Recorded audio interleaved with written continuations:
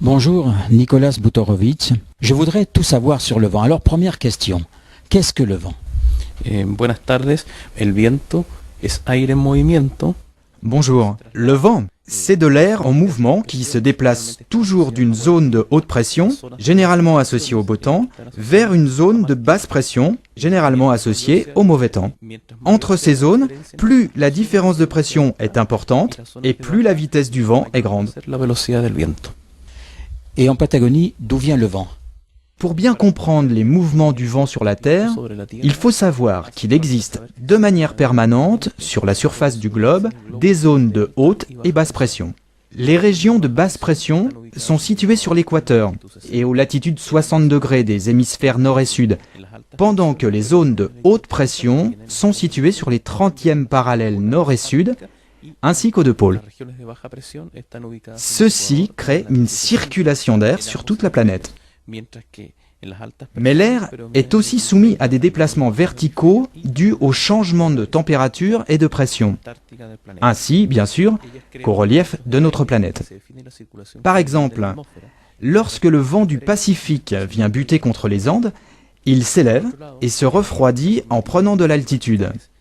Puis, en redescendant de l'autre côté des montagnes, le vent devenu sec se réchauffe au contact de la Terre. C'est le fön argentin, appelé sonda. Ce vent laisse derrière lui, à l'ouest, côté Chili, des pluies abondantes, la neige sur les sommets et en Argentine, la sécheresse. Mais revenons à la planète.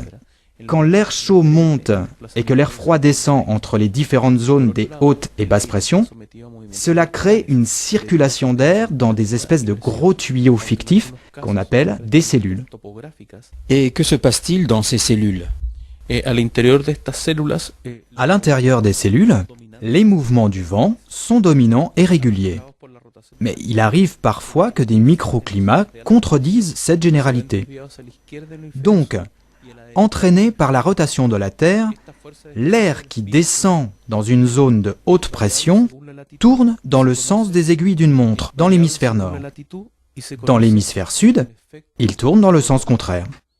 C'est la force mise en évidence par le français Coriolis. Conséquence, à proximité et au nord de l'équateur, les vents soufflent toujours du nord-est vers le sud-ouest, et au sud, ils soufflent toujours du sud-est vers le nord-ouest. Ce sont les fameux alizés qui ont poussé les bateaux de Christophe Colomb d'Europe en Amérique. Au-delà de cette zone, entre les 30e et 60e parallèles nord et sud, les vents soufflent dans le sens contraire, c'est-à-dire toujours depuis l'ouest. Et la Patagonie dans tout ça, où se trouve-t-elle?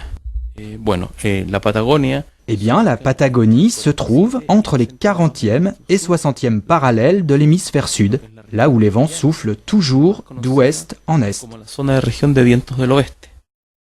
Dernière question, Nicolas Butorovic. Pourquoi le vent souffle-t-il si fort en Patagonie? Au contraire de l'hémisphère nord, où il existe beaucoup de continents qui freinent le vent, dans l'hémisphère sud, à la hauteur de la Patagonie, le vent souffle très fort car il ne rencontre aucun obstacle et se déplace librement au-dessus des océans. Merci beaucoup, Nicolas Butorovic, pour toutes ces informations et à bientôt. Gracias a usted también.